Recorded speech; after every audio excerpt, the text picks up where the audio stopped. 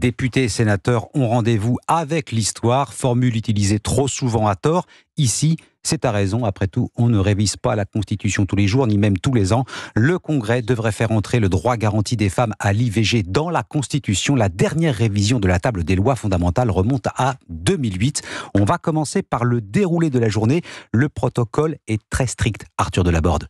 Transportés depuis Paris vers Versailles par une quinzaine de bus, les 925 parlementaires prendront place dans l'hémicycle du château à 15h30.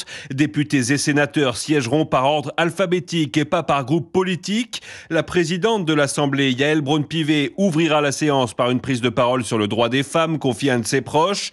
Ensuite, c'est le Premier ministre, Gabriel Attal, qui prononcera un discours pour représenter l'exécutif, car les textes interdisent au président Emmanuel Macron d'être présent lors d'une révision constitutionnelle.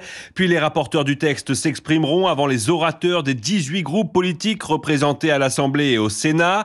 Le vote se tiendra dans des salles situées à côté de l'hémicycle où des urnes électroniques ont été installées. Enfin, après 3 heures de séance, si la majorité requise des 3/5 est bien atteinte, l'adoption de la révision constitutionnelle sera authentifiée par un sceau du Congrès lors d'une cérémonie dans la bien nommée salle du sceau. Arthur Delaborde du service politique d'Europe 1 et fin du parcours législatif. Le 8 mars, date de la journée de la femme. Le sceau final sera apposé à la chancellerie place Vendôme. Le garde des Sceaux, Éric Dupond-Moretti, qui veut rassurer les professionnels de santé.